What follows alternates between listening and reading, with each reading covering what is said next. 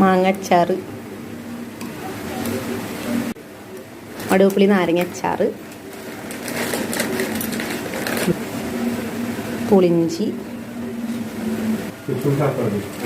chips, ശർക്കര വരട്ടി, പപ്പടം, cabbage തോരൻ, അവിയൽ, കൂട്ടുകറി, പച്ചടി, പൈനാപ്പിൾ പച്ചടിയാണ്, ചോറ്, പൊന്നീരിയാണ്,